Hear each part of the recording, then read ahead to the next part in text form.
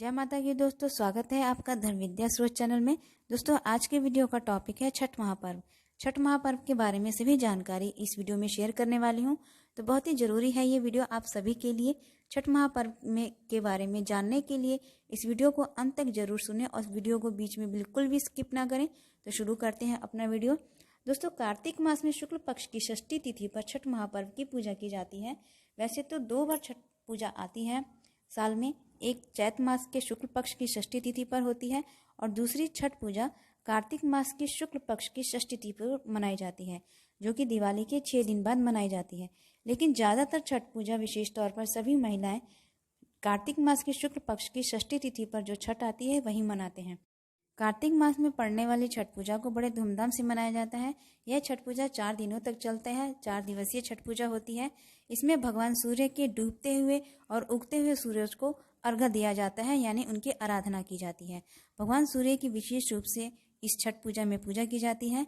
सूर्य के डूबने पर और सूर्य के उगने पर दोनों समय इनकी पूजा की जाती है। दोनों समय अर्घ्य दिया जाता है। जो उगता हुआ सूरज होता है उनको अर्घ्य दिया जाता है। स्त्री या पुरुष जल में खड़े होकर भगवान सूर्य को उदित होते हुए और ढलते हुए सूरज को अर्घ्य देते हैं। सूर्य को अर्घ्य देने से जो भी हमारी विशेष कामना होती है वह पूर्ण होती है। आरोग्य की प्राप्ति होती है, संतान सुख की, संपदा की प्राप्ति होती है। दोस्तों, उगते हुए सूरज की आराधना, साधना, उनकी पूजा, उनको अर्घ्य दिया जाता है। परंतु छठ महापर्व एक ऐसा महापर्व है जो ढलते हुए सूरज को भी अर्घ्य दिया जाता है, उनकी पूजा की जाती है। यह महापर्व बहुत ही कठिन और निर्जल व्रत होता है। इस व्रत को निर्जल किया जाता है 4 दिन तक। व्रतीजन 36 घंटे तक निर्जल व्रत करते हैं और चौथे दिन उगते हुए सूरज को अर्घ्य देकर पारण किया जाता है। यह छठ महापर्व बिहार, झारखंड जैसे आसपास के जैसे राज्यों में मनाया जाने वाला एक महापर्व है, जिसे छठ महापर्व कहा जाता है। इस व्रत की, इस पूजा की इतनी मान्यता है कि इसे केवल बिहार के लोग ना ही करके बाकी अन्य लोग भी इस व्रत को करने लगे हैं अपनी कामनाओं को पूर्ण करने के लिए। छठ मैया सबकी सुनती हैं, सबकी मनोकामना को पूर्ण करती है। तो दोस्तों, आज की वीडियो में छठ महापर्व कब है, नहाय खाए कब है, खरना का शुभ मुहूर्त क्या है, सूर्य का अर्घ्य देने का शुभ मुहूर्त क्या है, ये सभी जानकारी आज इस वीडियो में मैं बताने वाली हूँ। छठ महापर्व 4 दिन तक होता है, जो कि नहाय खाए से लेकर चौथे दिन सुबह सूर्य के अर्घ्य देने के साथ ही समापन किया जाता है। 4 दिनों तक चलने वाला यह व्रत, पहले दिन नहाय खाए का दिन होता है। नहाय खाए में क्या किया जाता है? इस दिन छठ पूजा की शुरुआत होती है। इस दिन घर की साफ सफाई की जाती है, सात्विक भोजन बनाया जाता है, किसी भी प्रकार का लहसुन प्याज इस्तेमाल नहीं किया जाता है और पूरे परिवार के सदस्य भी सात्विक भोजन का प्रयोग करते हैं। तामसी भोजन नहीं बनाया जाता है। नहाय खाए के दिन लौकी की सब्जी और चावल बनाया जाता है। इसे ही खाकर व्रती अपने व्रत की शुरुआत करते हैं। यही खाकर अगले 3 दिन तक निर्जल कठोर व्रत करते हैं। दूसरा दिन होता है खरना का। खरना में क्या करना होता है? शाम को मिट्टी के चूल्हे पर प्रसाद बनता है। कई जगहों पर गुड़ की खीर, हलवा, पूड़ी, शुद्ध देसी घी में पूड़ी बनती है। जगह जगह का अपना रीति रिवाज होता है। पूरा दिन निर्जल व्रत करने के बाद व्रती शाम के समय इस प्रसाद को ग्रहण करते हैं, अपना व्रत खोलते हैं। यही प्रसाद फिर सभी घर के सभी सदस्यों में बांटा जाता है और इसी भोजन को खाने के बाद, प्रसाद ग्रहण करने के बाद अगले 3 दिन तक निर्जल व्रत करते हैं और चौथे दिन फिर पारण किया जाता है। लेकिन कई जगहों पर लोग अपनी शारीरिक क्षमता के अनुसार, अपनी शारीरिक क्षमता को देखते हुए, अपनी सेहत को देखते हुए सुबह 3 या 4 बजे ब्रह्म मुहूर्त में उठकर जल ग्रहण कर लेते हैं। तीसरा दिन संध्या अर्घ का होता है। संध्या अर्घ का दिन होता है। तीसरे दिन डूबते हुए सूरज को अर्घ दिया जाता है। इसके लिए बांस के सूप में फल रखा जाता है, ठेकुए का प्रसाद बनाया जाता है।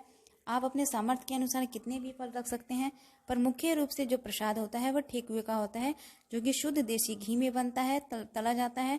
आटे और गुड़ का प्रयोग किया जाता है इसमें। जो भी इस व्रत को करता है, इस प्रसाद को सभी घरों में बनाया जाता है और ये सभी चीज़ें बांस के सूप में रख कर सजाया जाता है। एक शुद्ध घी का दीपक प्रज्वलित कर दिया जाता है और घाट पर ले जाते हैं। इसके साथ ही एक बांस की टोकरी होती है। टोकरी को पहले साफ करके गंगा जल से शुद्ध किया जाता है। टोकरी पर हल्दी और आटे के तेल लेप बनाकर उस पर टोकरी पर छापा जाता है। फिर टोकरी में फल, फूल, मिठाई, प्रसाद रखते हैं।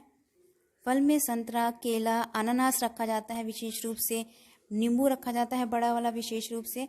और बांस की टोकरी में एक मुख्य चीज और रखी जाती है जिसे सिंदूरा कहा जाता है।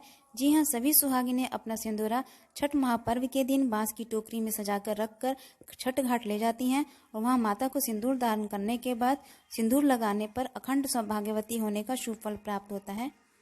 यह सभी वस्तुएं टोकरी में रखकर टोकरी को सजाकर उस पर एक दीप प्रज्वलित कर 3-4 बजे शाम के समय तालाब, पोखर जहाँ होता है वहाँ चले जाते हैं और परिवार के सभी सदस्य साथ में जाते हैं। वहाँ थोड़ी देर बैठकर भगवान सूर्य की आराधना की जाती है। छठी मैया के मंगल गीत गाए जाते हैं, घी का दीप प्रज्वलित किया जाता है। आपके घर में जितने स्वांग होते हैं उतने दीप जलाए जाते हैं। फिर सूर्य भगवान की आराधना की जाती है।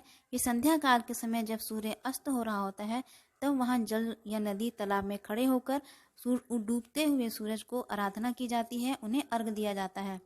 तो कैसे देते हैं व्रतीजन? पोखर, तालाब में खड़े होकर जल के बीच में लेकर, जिसमें उन्होंने सभी प्रसाद को सजा रखा है, दीप प्रज्वलित कर रखा है, सूर्य भगवान के सामने खड़े होकर डूबते हुए सूरज को अर्घ देते हैं। अपनी विशेष कामना करते हुए सूर्य भगवान को अर्घ दिया जाता है।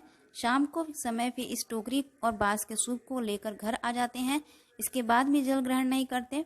जल ग्रहण करते हैं प्रातः काल के अगले दिन सूर्य भगवान को उगते हुए सूरज को अर्घ देने के बाद, यानी चौथे दिन। चौथा दिन बहुत महत्वपूर्ण होता है। ब्रह्म मुहूर्त में आज के दिन गन्ने से भी भगवान सूर्य की पूजा की जाती है। बहुत से लोग कोसी भी भरते हैं। कोसी कब भरा जाता है? जब किसी की कामना पूरी हो जाती है। छठी मैया से हम कोई भी कामना करते हैं वे पूरी हो जाती है तो मैया को प्रसन्न करने के लिए कोसी भरा जाता है, जिसमें गन्ने का प्रयोग किया जाता है। काफ़ी मात्रा में 6-7 बड़े बड़े गन्ने लेकर छठ घाट पर जाते हैं। उसे जल के बीच में सजाया जाता है, बीच में टोकरी रखी जाती है, फिर विधि विधान से पूजा की जाती है।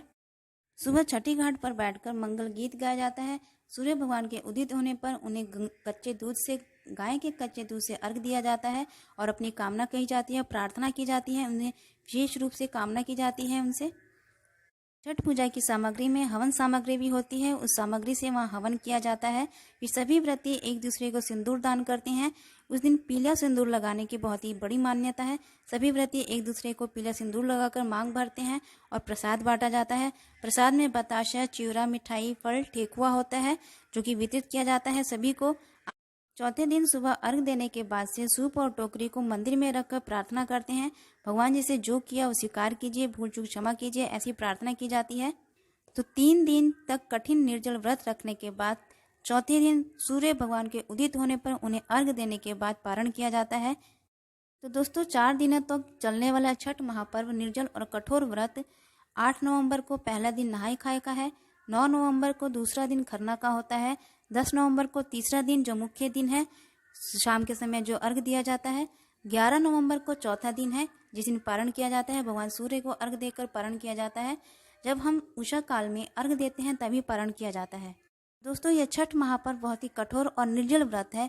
सूर्य को अर्घ दिया जाता है। यह व्रत से संतान की प्राप्ति होती है, वंश की वृद्धि होती है। विशेष कामना के लिए इस व्रत को रखा जाता है। वे सभी कामनाएं छठ मैया पूर्ण करती हैं। उनकी कृपा से, भगवान सूर्य की कृपा से पूर्ण होती हैं। भगवान सूर्य आरोग्य, शुद्धता प्रदान करते हैं। यह त्यौहार बिहार, झारखंड के जैसे आसपास के राज्यों में मनाया जाता है। तो इस साल 2021 की छठ महापर्व 8 नवंबर से 11 नवंबर तक चलने वाली है। 8 नवंबर को नहाय खाए का दिन है। 9 नवंबर को दूसरा दिन खरना का है। 10 नवंबर को छठ पूजा का तीसरा दिन मुख्य दिन होता है जो शाम को पूजा की जाती है। 11 नवंबर को चौथा दिन है। उषा काल में भगवान सूर्य को अर्घ देने के बाद ही पारण किया जाता है। तो बहुत ही कठोर और निर्जल व्रत होता है ये। सूर्य को अर्घ दिया जाता है। यह व्रत से संतान की प्राप्ति, वंश की वृद्धि होती है। विशेष कामना होती है, वे सभी कामनाएं पूर्ण करती हैं छठ मैया। भगवान सूर्य की कृपा से पूर्ण होती हैं। भगवान सूर्य को अर्घ देने से आरोग्य और शुद्धता प्रदान होती है। यह त्यौहार बिहार, झारखंड के सभी आसपास के राज्यों में मनाई जाती है। तो इस साल 2021 की छठ महापर्व 8 नवंबर से 11 नवंबर तक है। तो दोस्तों ये समस्त जानकारी से अगर आपको कोई विशेष लाभ मिलता है तो कमेंट बॉक्स में कमेंट जरूर करिए। और अगर आप मेरे चैनल पर नए हैं तो पहले मेरे चैनल को सब्सक्राइब कर लीजिए, लाइक करिए, इस वीडियो को शेयर कीजिए, ज़्यादा से ज़्यादा लोगों में शेयर कीजिए, अपने फैमिली फ्रेंड्स में शेयर कीजिए। अगर इतना भी ना हो सके तो कमेंट बॉक्स में जय हो छठी मैया करके कमेंट जरूर करिए। माता छठ मैया की कृपा आप पर, आपके परिवार के समस्त सदस्यों पर बनी रहे। मिलते हैं।